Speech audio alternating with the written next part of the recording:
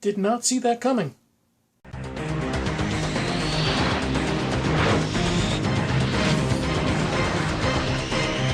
Heyo, Angry Spork here, and I got a notification a little bit ago from a comicbook.com article regarding the X-Men animated series from the 1990s.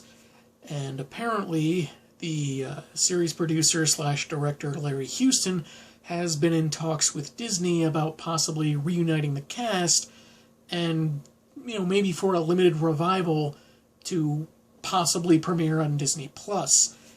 Cal Dodd, who voiced Wolverine in the series, has said that, there's been a lot of talk, just nothing coming to fruition, as he says.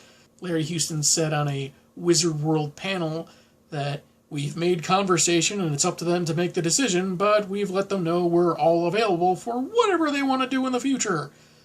End quote. That would assume that, he's been in talks with the voice cast, which is entirely possible.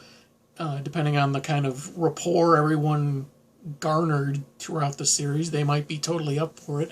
I guess Houston semi-retired, but he'd, come out of it if he could work on the series again.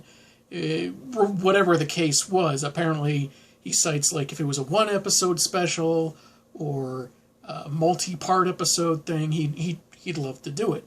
Which is a testament to the impact it had on the crew, not just the audience.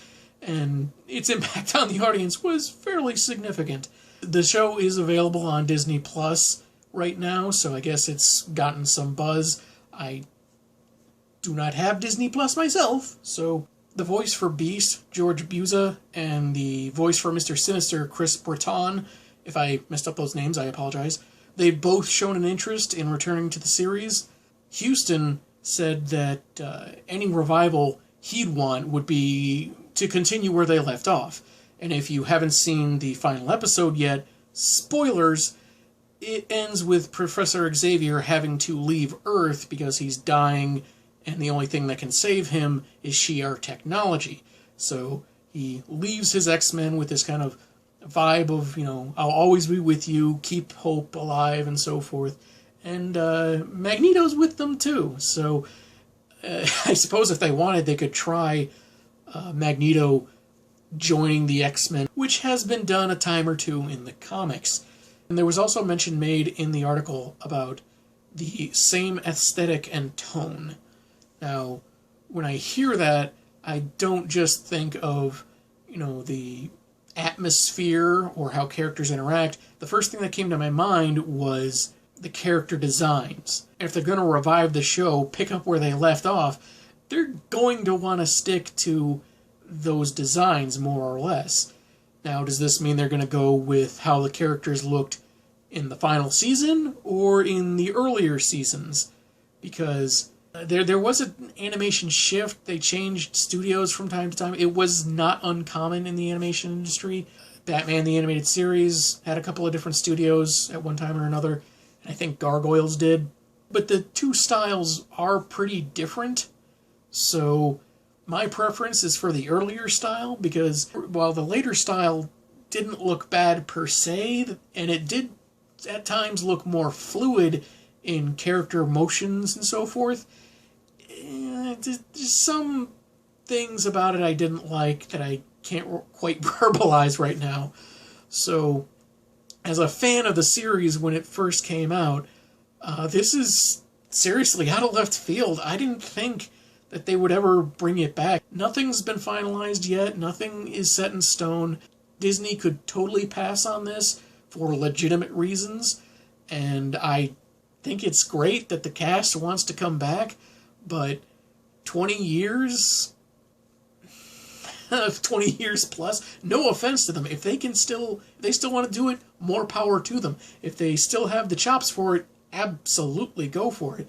But, well, that length of time has a way of changing your voice. Peter Cullen doesn't sound exactly like he did in the 80s, but he still sounds awesome, so there's hope! I think it's interesting we might be getting the old series back. It is kind of iffy because this isn't a reboot or a reinvention, but if they're going to pick up where they left off, that's significantly different.